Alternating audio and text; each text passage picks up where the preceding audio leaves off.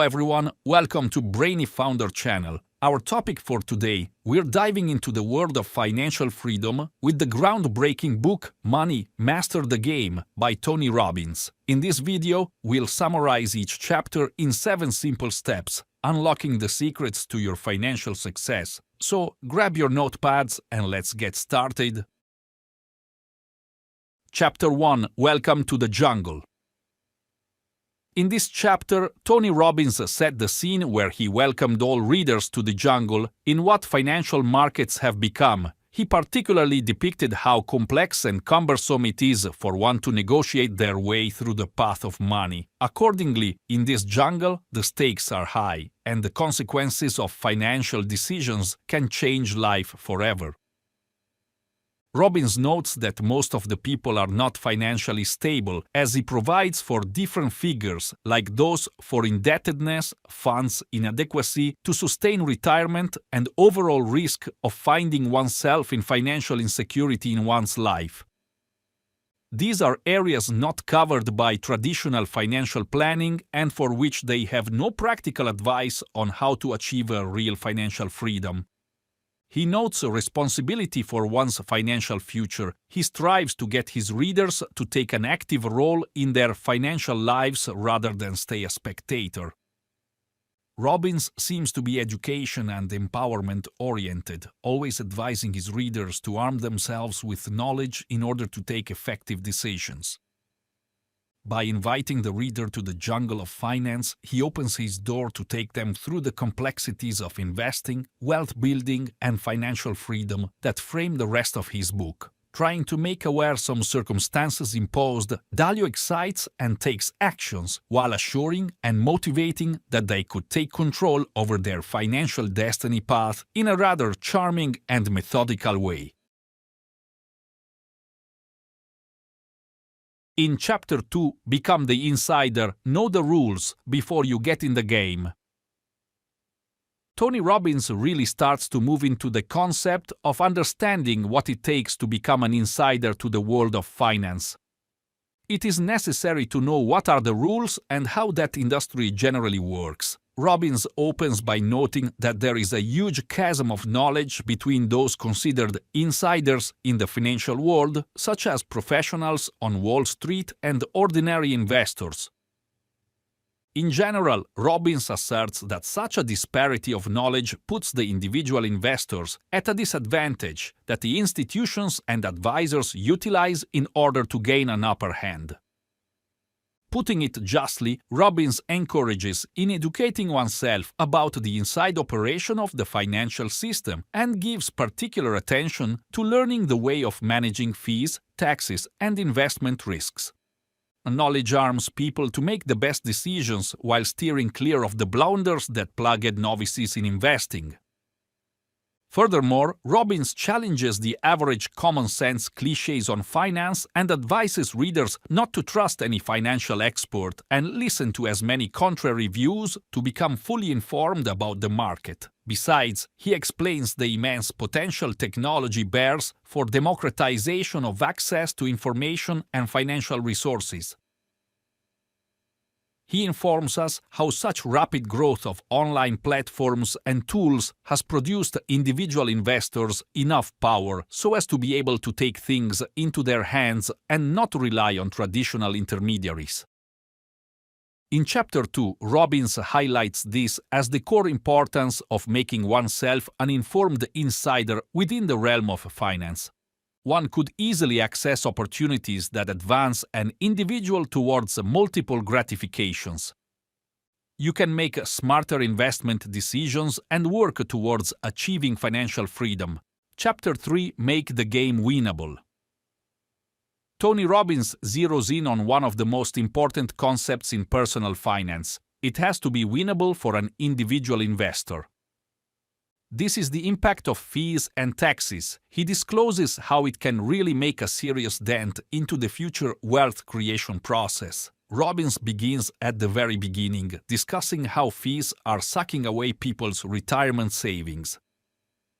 He explains that although the fee may seem small at first, its sum is accumulated over time to greatly reduce the gains made by the investment. In his argument, Robbins is further supportive by giving an illustration of how some small difference in fees can increase wealth accumulation between several decades. He argues for the reduction of fees as one of the greatest ways that investment growth can be maximized. He also alludes to the consequences of taxation on investment returns and what investors can do to minimize their tax liability. He suggests some ways to invest tax effectively, like in retirement accounts or 401 plans, index funds or exchange-traded funds, and the municipal bond markets if one must. Further still, he talks about how transparent the financial industry is and suggests how to go about asking for more disclosure regarding fees and expenses. He advises the reader to take care and dig into the fees that come with their investment for cheap options and always look out for such if available. In overall terms, through this third chapter, Robbins summarizes the importance of costs and tax considerations in the success of investments, understanding the forces at play and trying to diminish the effect. By putting into practice some approaches, an investor can make the game quite winnable and experience financial freedom in the long term. Chapter 4. Make the most important investment decision of your life. Tony Robbins leads us through what he has considered to be our most important investment decision in life: asset allocation. Asset allocation is about intelligently spreading one's investments portfolio. It groups various classes according to risks and returns, such as shares, bonds, real estate, and cash deposits. Robbins starts by directing the greatest magnitude of asset allocation to determine investment returns and manage risk. He tries to expose that asset allocation balances the capability of an investment to grow and the need for stability and income to allow readers to make wise decisions about their asset allocation. He recommends various classes of assets and their some characteristics. He describes the historical performance and risk profile between bonds, stocks, and different investment alternatives, pointing vulnerability by the impact of diversification to reduce portfolio volatility. Moreover, it is just the risks and the individual's readiness to them that Robbins scrutinizes as the most important issues in asset allocation. He insists on objective assessment of individual tolerance to risk and on applying an investment portfolio that is appropriate accordingly. Robbins suggests different tools and frameworks in order to find a suitable age-based strategy for deciding the proportions among various financial goals and personal risk tolerance. In addition, Robbins touches on both market timing and the futility of short-term prediction. He, in essence, becomes an advocate for buy-and-hold investing over time by espousing discipline within an investor and shunning emotional responses to the rise and fall of stock market prices. Robbins also explains the strategy of rebalancing, which refers to going back to the allocation strategy and adjusting it from time to time. He provides a disciplined rebalancing strategy and supports the positive impact it brings by offering optimum portfolio performance over time. Generally, in Chapter 4, Robbins brings the real importance of asset allocation as the crux for prosperous investing.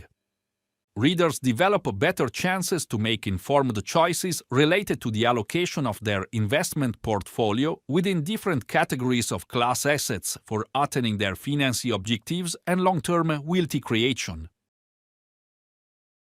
Chapter 5. Unleash the power of compounding.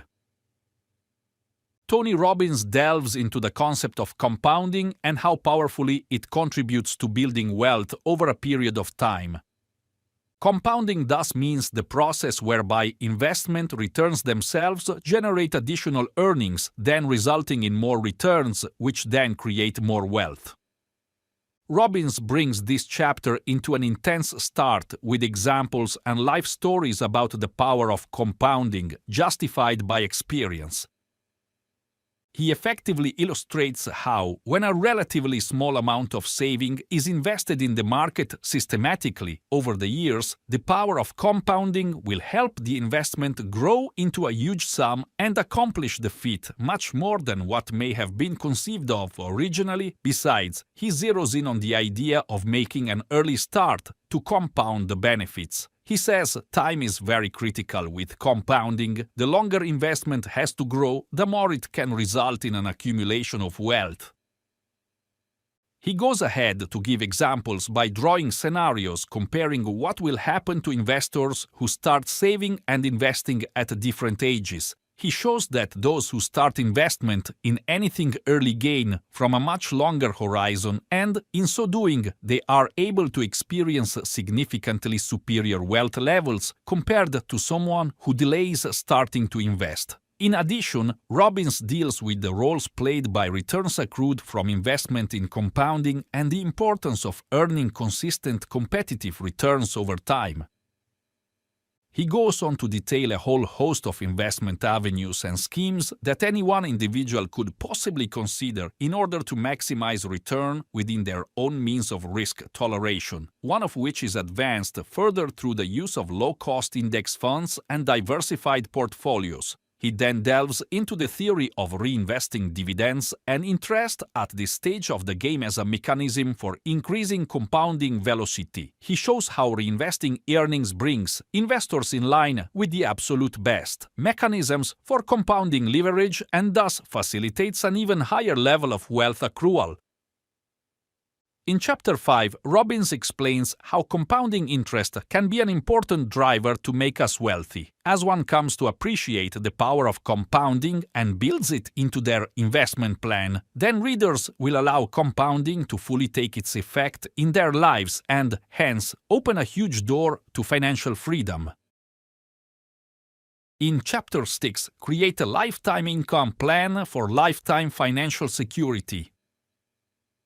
Tony Robbins delves into the task of developing a long-term income strategy to ensure stability during retirement. He stresses the significance of devising a plan that can consistently generate income to cover living expenses throughout one's lifespan. Robbins initially discusses the method of retirement planning, which typically involves saving up a nest egg and then utilizing those savings in retirement. However, he points out the drawbacks of this approach, especially considering the rising life expectancy and the risk of running out of funds. To tackle these challenges, Robbins suggests a retirement planning approach centered on establishing an income source that lasts a lifetime. He introduces the concept of income for life, explores tactics to achieve this objective. One approach he mentions is utilizing annuities, which are instruments designed to offer a continuous income stream for either a specific duration or lifelong. He elaborates on how different types of annuities operate and discusses their advantages and disadvantages, underscoring their role in a diversified retirement income strategy.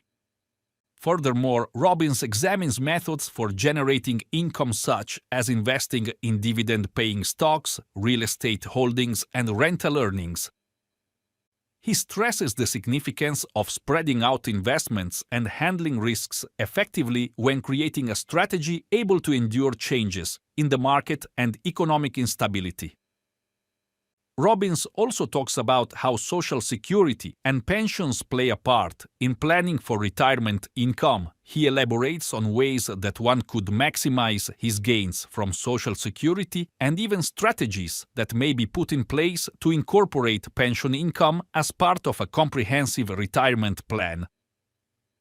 But more so, he picks up an area that has perhaps to some degree suffered neglect when it comes to reference in planning for retirement: healthcare costs and long-term care expenses associated with the retiree period. Specifically, he refers to the factor of such expenses into one's retirement income plan and how these are able to be managed in appropriate ways and means.